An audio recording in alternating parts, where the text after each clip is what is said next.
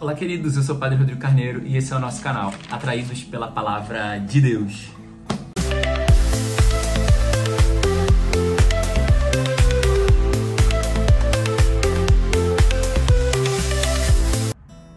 Bem, então sejam muito bem-vindos. Você que está chegando aqui no nosso canal pela primeira vez, você que de alguma forma nos encontrou, foi, né? Alguém te mandou o link, ou você viu no Instagram, ou no, né? De alguma forma você chegou até esse canal. Seja muito bem-vindo, você que está chegando a primeira vez. E seja também muito bem-vindo, você que já faz parte do nosso canal, você que é um atraído pela Palavra de Deus, você que tem caminhado conosco, você que tem vivido essa experiência da Palavra de Deus. Hoje, dia 24, terça-feira, estamos vivendo esse dia importante, a grande solenidade da Natividade de São João Batista. São João, ou Batista, né? Ele é o único... É bom falar uma coisa interessante para você não confundir. São João Batista, às vezes a gente usa isso como um nome próprio, mas Batista não era o nome dele, tá? Era só uma forma de diferenciar João, o Batista, o que batizava, João, o Evangelista, tá? Que foi discípulo de João Batista, mas deixou João Batista para ser discípulo de Jesus. Então é João o Batista, isso é como que um epíteto, uma forma de é como a gente diz, João o Padeiro, entendeu? Mas o Padeiro não é o nome dele, tá? Não, é o Zé do Açougue. Açougue não é o nome dele, mas é a função que ele desempenhava. Isso muito no interior é comum e naquela época então era comum. Então João o Batista era o que batizava e tem João o Evangelista, que era discípulo e foi seguir a Jesus. Fecha parênteses, voltando. Então ele foi o único santo que nós celebramos o nascimento e também a sua morte. Ué, padre, mas celebramos também o nascimento e a morte de Jesus. Mas Jesus é o santo dos santos, Jesus é Deus. Entre os homens, né, entre os homens e as mulheres, os santos, aqueles que foram canonizados e viveram uma vida segundo o Evangelho, João Batista é o único que celebramos o nascimento e o dia da sua morte, tá bom? Porque a palavra de Deus vai dizer que ele é o maior entre os nascidos de mulher e pela importância que ele tem, pelo milagre, né, do seu nascimento, pelo milagre e por todo o mistério que envolvia e também pelo projeto, pela sua participação no projeto de salvação. Então, tudo isso. E assim, João ele foi batizado no Espírito Santo ainda no ventre de Isabel, né? Porque nós vemos que a Virgem Maria, quando ela, logo após conceber pela ação do Espírito Santo, né? Vai dizer isso em Lucas 2, logo após conceber pela ação do Espírito Santo, ela sobe a região montanhosa para visitar sua prima Isabel. Assim que ela chega, então, ao entrar pela soleira da porta, ela vai saudar Isabel e a criança vai estremecer no ventre de Isabel e Isabel fica cheia do Espírito Santo. E a criança também. Então, João ele foi batizado no Espírito Santo ele recebeu o Espírito Santo ainda no ventre de Isabel. E a gente vai ver pela primeira leitura que vai dizer justamente isso. Fui consagrado desde o ventre da minha mãe para uma missão.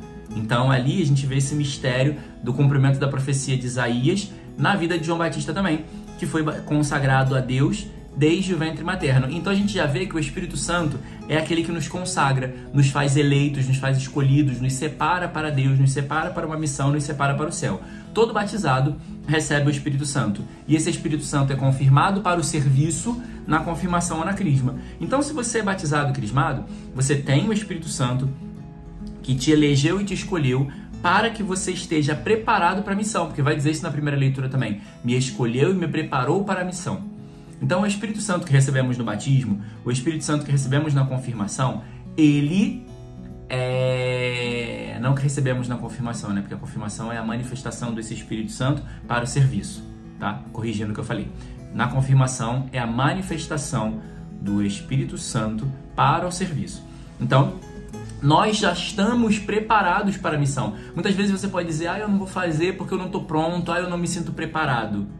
Na verdade, você não está sabendo usar aquilo que você tem. Porque todos nós temos o Espírito Santo e o Espírito Santo é quem nos prepara para a missão. O Espírito Santo é quem nos prepara para essa vida com Deus. O Espírito Santo é quem nos prepara para o serviço, nos faz servidores, nos faz servos, disponíveis, dispostos.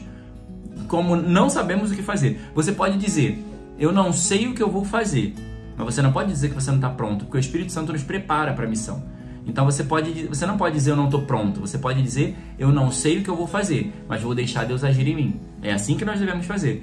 Não sei como vou fazer, mas vou deixar o Espírito agir em mim. Vou deixar o Espírito agir na minha vida. Vou deixar o Espírito fazer através de mim. Também vai dizer a primeira leitura que aquilo que o servo, porque o Espírito Santo nos faz servos, o consagrado é um servo, mas ele não faz nada para a sua glória. Não deve existir uma glória pessoal. Muitas vezes nós vemos pessoas que fazem as coisas em nome de Deus, querendo aplausos, querendo ser vistas, querendo ser reconhecidas, querendo algo para si.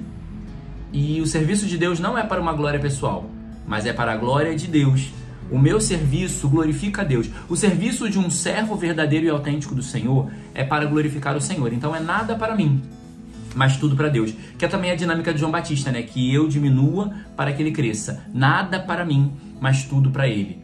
E aí a gente vê essa beleza de João, que quando os seus discípulos conhecem a Jesus e começam a seguir Jesus, João não vai atrás deles para dizer por que vocês estão indo para lá e agora não estão mais aqui? Pode ir voltando, vocês são meus discípulos. Não, essa liberdade de nada para mim, tudo para Deus. Ele apontou o Messias, apresentou o Messias e deixou eles irem.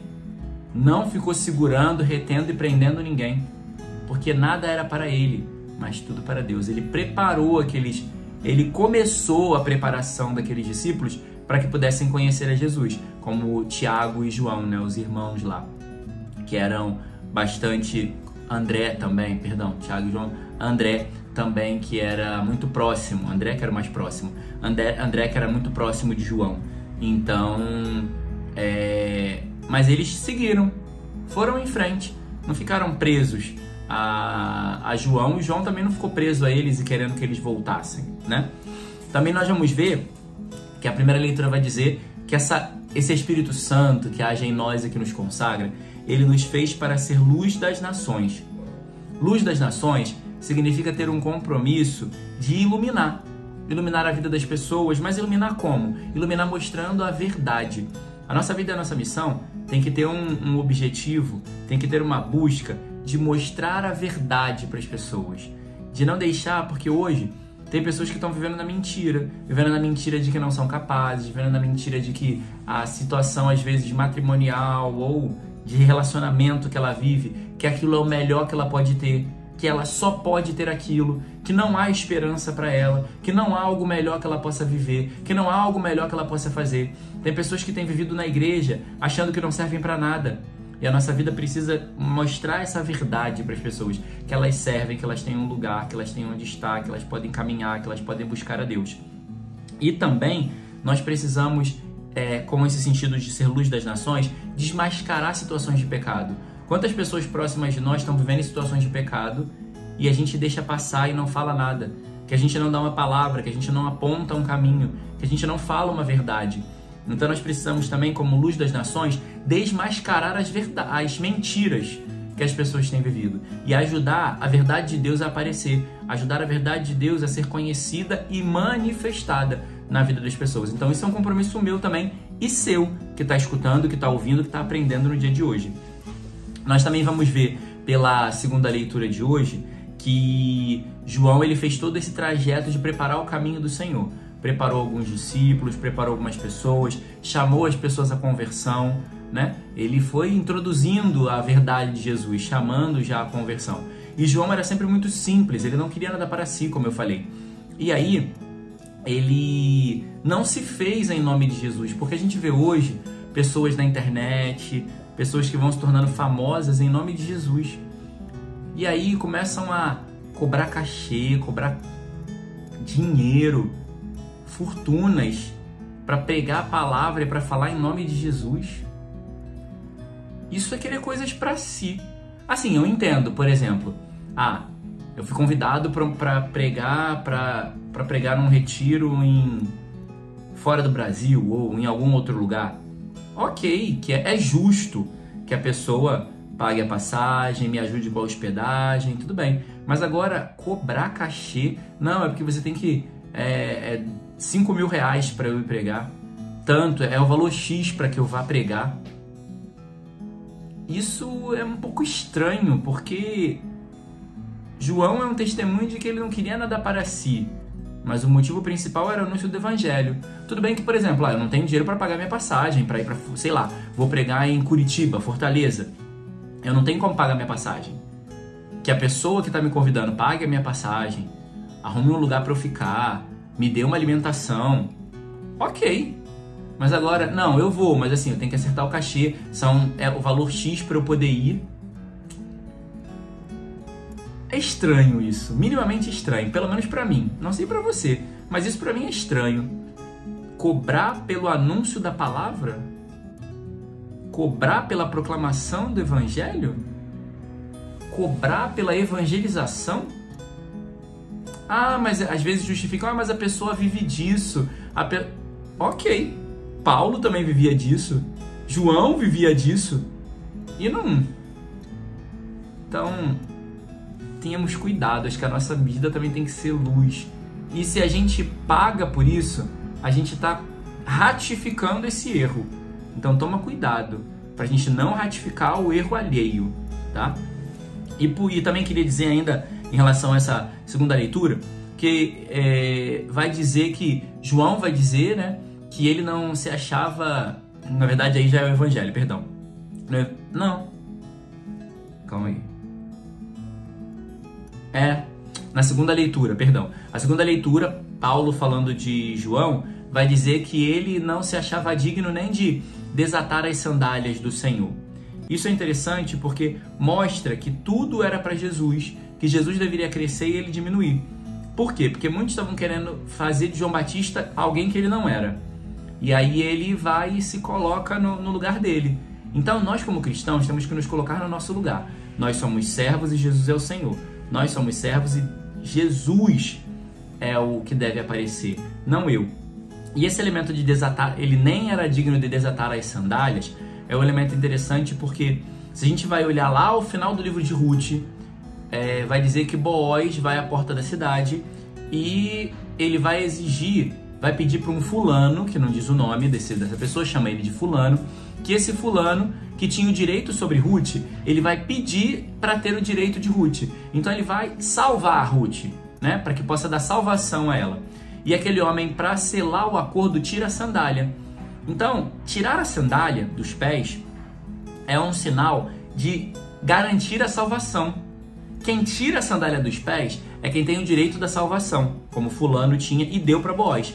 João, ele vai dizer que ele é tão pequeno que ele não é digno de desatar a sandália que Jesus vai tirar. Ou seja, que ele não tem condições nenhuma de contribuir com a salvação, que é Jesus que vai fazer toda a obra de salvação. Nós, muitas vezes, nos achamos a última Coca-Cola do deserto. Achamos que a gente vai fazer, que a gente vai acontecer, que a gente vai salvar, que a gente vai realizar. Nós não fazemos nada. Quem salva, quem muda vidas e transforma é Jesus. Então nós temos que colocar no nosso lugar de que nós somos instrumentos falhos, instrumentos limitados, instrumentos débeis, mas que Deus quis usar como instrumento. Então deixa Ele te usar, deixa com que através do Espírito Santo Ele faça uma obra através de você, mas não queira se apropriar dos dons que são de Deus. Reconheça sempre que tudo é de Deus, toda a obra é dele, quem faz é Ele e a salvação vem unicamente do Senhor. E o Evangelho vai dizer para nós uma questão importante, que os homens nunca vão entender a nossa missão. Só quem está vivendo é que vai entender. Porque a gente vai ver no Evangelho que os amigos estavam muito felizes ali com Isabel e com João, porque Isabel deu à luz, Deus honrou a vida dela. Só que quando chega a hora de dar um nome, que Isabel diz que o nome do menino vai ser João, e todo mundo começa a dizer, não, mas não tem nenhum João, tem que se chamar Zacarias, porque não tem nenhum João na linhagem, na família de vocês. E Isabel diz, esse será João. E Zacarias faz o quê? Escreve na tabuinha, João é o seu nome. Esse processo é muito importante, porque os outros não vão entender as promessas de Deus na nossa vida. Os outros não vão entender o caminho que estamos fazendo. Os outros não vão entender a minha intimidade com Deus. Mas eu não posso mudar. E aí a gente vai ver aqui um complemento de ontem. Ontem eu falava muito que a gente precisa aprender a esperar nas promessas de Deus, que a única coisa que a gente tem é a promessa. E hoje a gente vê uma promessa que se cumpre, porque Isabel e Zacarias foram fiéis na promessa de Deus. Eles não tinham no que confiar, não tinham realizações, quer dizer, eles não tinham realizações e concretude, mas eles tinham uma promessa de Deus. O nome do menino será João. Deem a ele o nome João e ele será grande, em nome do Senhor. E eles foram fiéis à promessa de Deus. E a língua de Zacarias se soltou. Então, ou seja, quando nós somos fiéis a Deus na promessa, aí o milagre vai acontecer. Não é querer um milagre para confiar na promessa, mas é confiar na promessa e ver o milagre acontecer adiante. Isso que nós vemos hoje também nesse evangelho. E por fim, vai dizer também que o menino crescia e se fortalecia no espírito, porque vai dizer que ele vivia no deserto. No deserto não tem nada, deserto é lugar do encontro com Deus. Então ele se fortalecia no espírito através da oração, através da intimidade com Deus, através da comunhão com o Senhor. Ele vivia no deserto, vivia na simplicidade, porque ele não queria nada além de Deus. Então que o nosso coração também deseje nada além de Deus, que o nosso coração deseje nada além da vontade do Senhor. E que pela oração, pelo jejum, pelo sacrifício, porque ele se alimentava de mel e gafanhoto, né? Se vestia com pele de animais. Então, ou seja, vivia na simplicidade. Era um homem imolado, ofertado. Era um homem simples. Que a simplicidade da nossa vida, que a simplicidade do nosso viver, que a oração, que a busca de Deus, que o jejum e o sacrifício nos ajudem a nos fortalecer no Espírito. Que o Espírito tenha força em nós e seja a nossa força para vivermos até chegar ao céu. Louvado seja nosso Senhor Jesus Cristo, para sempre seja louvado.